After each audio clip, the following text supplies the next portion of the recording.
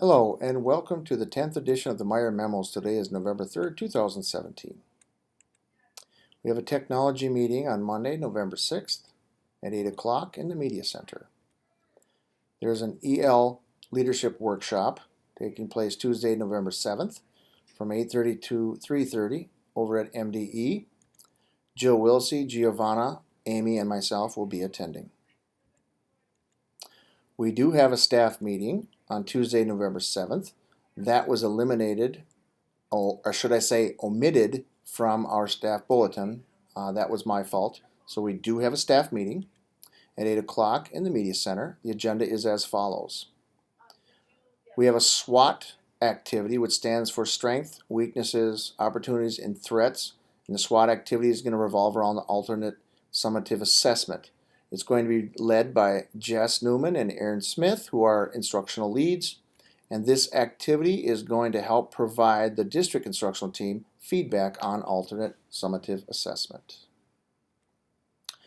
We have a student council election Tuesday, November 7th. Along with that, please share with the families and remind them to get out and vote for the referendum.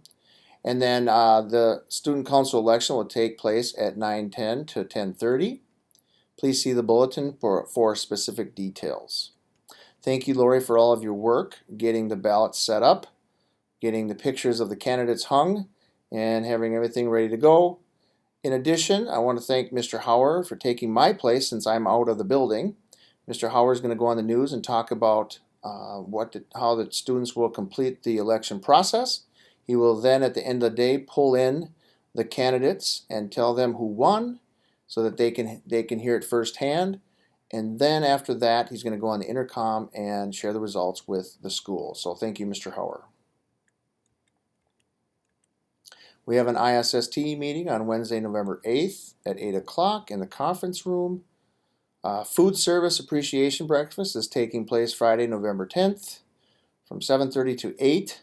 Thank you, cooks, for all that you do. You are awesome. And I'd like to thank Special Ed and EL staff for organizing this special breakfast.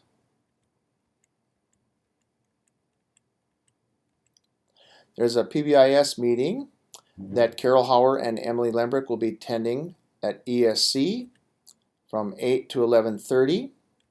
And I share that with you because our quiet room will be closed at that time, but I will be around to help out with any discipline issues.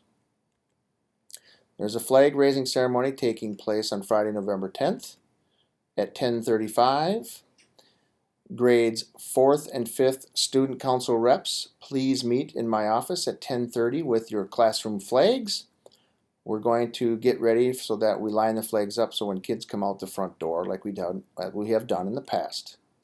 One thing I'm going to do different this year is we're going to call you over the intercom, and when we do, we'd like grades K1 and 2 to come out the main door, and which means first grade would come through the gym, second and kindergarten would come down their hallways and come out the main door. By doing this, this will free up grades 3 through 5 to go down the 5th grade hallway, past the 1st grade hallway, and out the 1st grade door and come up the back, because we're all going to be on the lawn by the flag. And this way it would be a much quicker process and we can get to lunch. If you have any questions, don't hesitate to ask.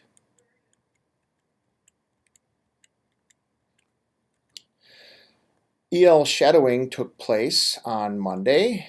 We got some very good data. We're able to see areas of strengths and areas of growth. The opportunities for incorporating EL best practices are there. There'll be more information to come, especially after Tuesday's workshop. We have literacy walkthroughs that took place on Wednesday. There were great things happening. For example, 100% of our classrooms, the students were engaged. 84% of the classrooms had learning targets posted. Just Right book selection is present or was present in all classrooms. Lessons were age appropriate. So these are huge things that make for good things taking place in the classroom. Overall, I made an overall statement. 84% of our classrooms are posting learning targets. That's awesome. However, the only 50% of students in grades 2 through 5 could discuss the learning target, and 25% could tell us how they would demonstrate the target.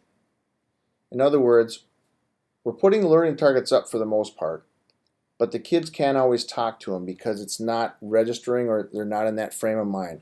And that's what we have to get changed. We should be able to walk in and ask, what is it you're working on right now? What is your learning target? And the kids would say, we're working on cause and effect and how the cause can affect, what effects happen from a cause of a storm or whatnot, for example.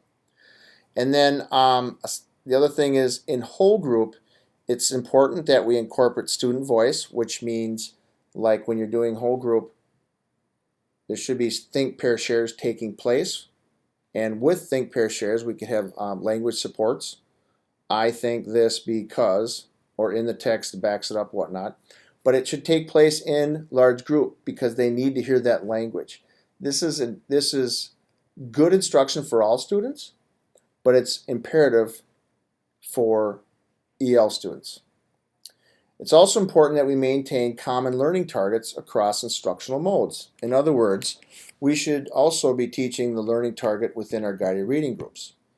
So when you're doing guided reading groups, you hit on that target. Doesn't mean it's the only thing you do, but it needs to be hit on that, so it's hit on more and more and more. Each time they see it, the more they absorb it. And then also during independent work time, teachers should be conferring with students. And when you're conferring with students, you're talking about that learning target as well as different things like what books do you like. So in a nutshell, we're doing some very good things. An area of growth is to take the learning target and transfer that into the students knowing what that learning target is and can tell you what it is. And a good rule of thumb is if someone would come in like their parents to say, what's the learning target? The kids could tell us. We left kindergarten and first out because it gets a little fuzzy with the young kids, and there'll be more information to come regarding that. I'd like to thank the people who are involved with the literacy walkthroughs. And I forgot to mention, I'd also like to thank the people who were involved with shadowing of the EL. The shadowing EL was Amy, Jill, Giovanna. And then for the literacy walkthroughs was Jenny, myself, Jess Newman, and Tim Suzuki. They were two great groups to work with, and thank you. Well, thank you for another great week, and have a wonderful weekend.